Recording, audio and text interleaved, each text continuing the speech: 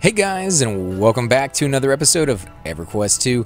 And on tonight's episode, we are going to be continuing doing the Suitfoot line quest for the negative faction so that you can get that armor and the carpet and a few other things as well, house items and plushies. There's a number of little trinkets that you can get that are actually fairly cool looking. But we're going to go ahead and talk to this guy right here in front of us. Now, this quest is going to be the last quest in his line. As you can see, it's a little blue little light above his head, which basically means it's going to be repeatable so that you can keep getting negative faction if you so desire, if you just want to do his over and over and over again. As you can see right now, our faction with these the Sootfoot is kindly. We're at 20,000. And I believe it's every 10,000 that you get a different name. So we're about to go down into another bracket as soon as we do his. But we're not going to sit here and do his over and over and over again. We will go over and do the other two guys over there. But without any further ado, guys, let's get into his quest and see what he has in store for us. I'll be needing Body Fire for suit of Fire Imp skins now. Then it Protect from Falling Sky Infection. Another task, I assume. And it's Body Heat, guys, level 48. And 13 gold, 66 silver, 38 copper, negative 2,500 faction. If you insist, carry here flames of magma critters that flame hot big time. Living magma or magma worms be good. Fine, I'll do it. So magma critters. Let's see, molten flame, no.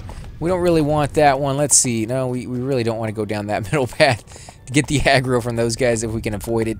Let's come over here. Let's get this little shiny right here.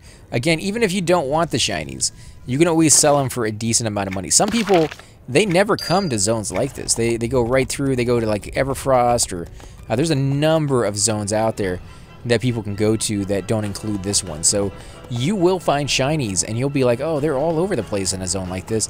And other people will be paying, you know, platinum, a lot of money for them simply because they don't know where they come from. They've never been to those zones. And yeah, it's just one of those things that take advantage of the fact that you're off the beaten path and get those things and get that money for it, guys. Because you're going to use money for a lot of things in this game. So we need, I must attain cores from living magma orbs. Okay, so living magma. That's what I need right there. Let's see if we can pull one over to us. Oh, jeez, I had the wrong one targeted. I thought I clicked up there. Okay, well, let's go ahead and kill this guy really quick. And then we'll move on to the guy we actually want, which, unfortunately, we wasted a little bit of power here, but that's all right. He's dying pretty quickly. Not too bad. Come on, get a little closer. There we go. Wait for my spells to come back, and then I'll wipe you. There you go. Yes, right in your face. Nice. Okay, so living magma cores. They are not ready to attack, so I can move up, get right next to them. And I should be somewhat safe here. Although you see the magma worm kind of sitting right there in the lava. Be careful with that. Sometimes they do that. Sometimes you'll find creatures that are not ready to attack, non-aggro. They don't social. Basically what that means, guys, for those of you who don't play a lot of MMOs, social basically means that the creature notices its friends. Like, you know, if its friends is being attacked, if its creatures of the same type is being attacked, it can kind of hear it. Like they talk to one another, they see one another, and they're like, "Oh, no! I may not, you know, find you as an enemy, but you're attacking my friend, so I'm going to attack you because of that." And that's kind of interesting. That's kind of a you know, cool little thing to throw into a game that some games don't do. It does make things more difficult though, and that's why some games don't do it. They try to make it a little bit easier for some players, and you know, every game. Or I should say every console, every type of, you know, video game genre kind of needs that easy mode stuff. It needs the easy modes because there's always people who are getting into that series for the very first time. I remember the first time that I tried to get into Final Fantasy, it was pretty overwhelming, and that was coming from somebody who has played countless RPGs before I ever got into Final Fantasy. I'm talking about, you know, long time ago when Final Fantasy first came out. That I try to get into it because it's such a big game. Can you imagine somebody trying to get into Final Fantasy who's never played an RPG? It'd just be, you know, way too overwhelming. So they need those first steps. They need those games that ease them into the whole genre itself and teaches them, hey, by the way, this is how you do this, and this is why you do this, you know, and you know, stats that, you know, that say strength, this is kind of what they do for the most part, and stats that say stamina, this is usually what they do for the most part. You know, it kind of gives you a rundown of those abilities, and it does it in a good way. It does it so that you're learning, so that you... I don't want to go in the lava because you do get hurt for going down there, but if I go to the side, I'll get attacked by that guy. If I go to the side, I'll get attacked by this guy. I could always try to skirt... I could always try to skirt past this guy now that he's kind of walked away a little bit. Might be lucky enough not to get attacked by him. Yep, and I was. And we can come over here and try to get this guy.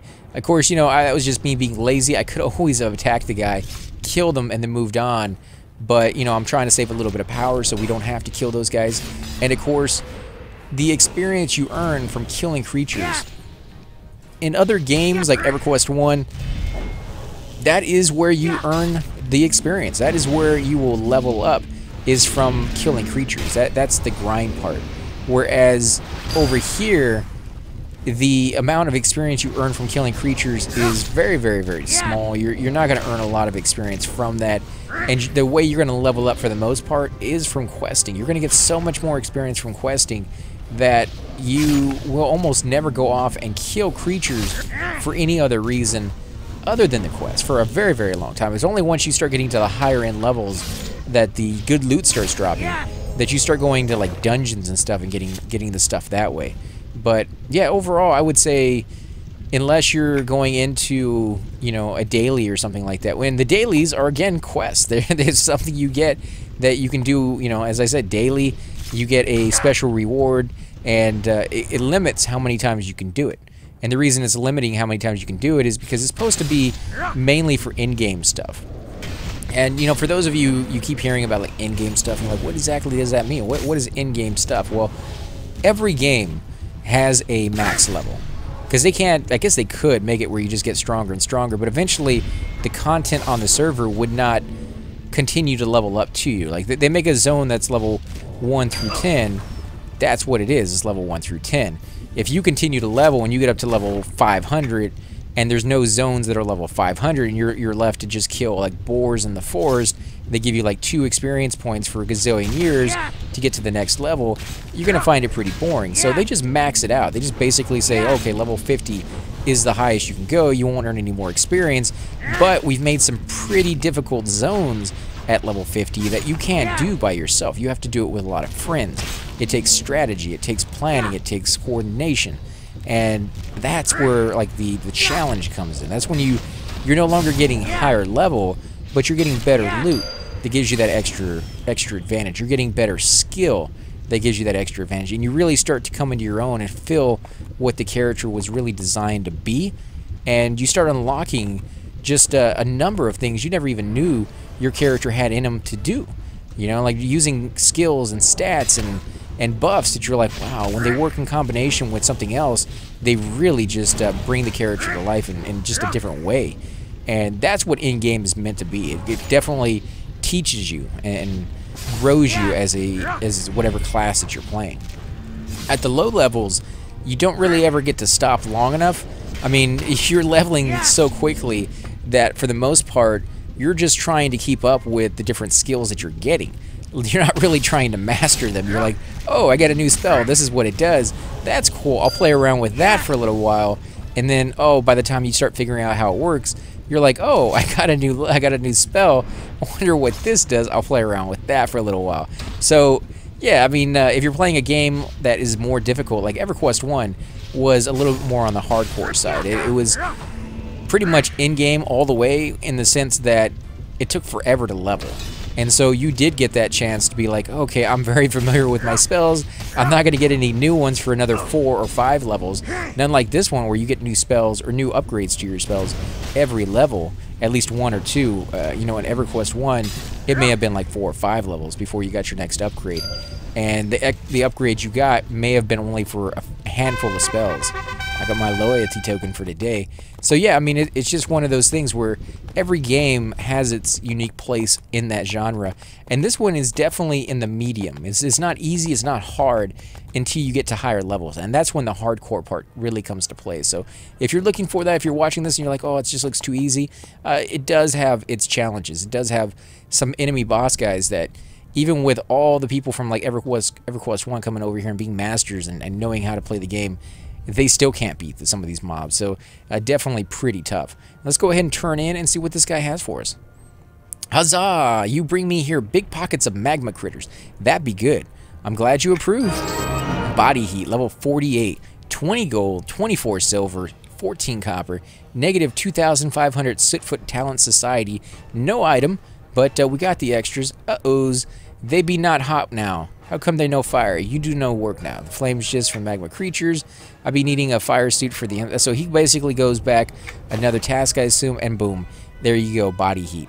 Got 20 gold for that, so that's not too bad. But now that we have finished with this guy, I'm going to show you what my faction is real quick, guys. And then I'm going to show you what we need. So we got negative, or actually positive 17,500 faction with these guys. And if you come in here, you can see what you need to be able to buy from the merchant. And yeah, we need negative 50 to negative 10. So not too far away. If you look at it again, guys, look at the faction. We only need negative 10 to buy something, which is basically another 27,500 faction. We've already gotten, I think, about 20-something or 30-something faction, negative faction, so that should go pretty easy. And I do remember if you do the quest lines, you do all of them, towards the end, they start giving you like negative 10 or negative like 15,000 faction for some of the quests. So it starts to go a lot quicker. So don't give up hope, guys. Don't think that you have to come over here and grind and go over and over and over again. You do if you want the negative 50. But if you only want the negative 10, it's pretty easy to get. Of course, so we're definitely going to be doing that, guys. And I do want to thank you all for watching. If you do enjoy these videos, be sure to hit that like button, subscribe. Definitely helps grow the channel, and I greatly appreciate it. Also, make sure to leave those comments down below because I do love to hear back from you guys, and I cannot wait to get some of this new armor. And until then, guys, thanks for watching. Hey guys, and welcome to the disembodied voice of AC Gamer. We are definitely going to be doing a lot more series in the future, but here are a few of them that you guys might find interesting. Of course, you're more than welcome to check them out. I would love to hear your comments.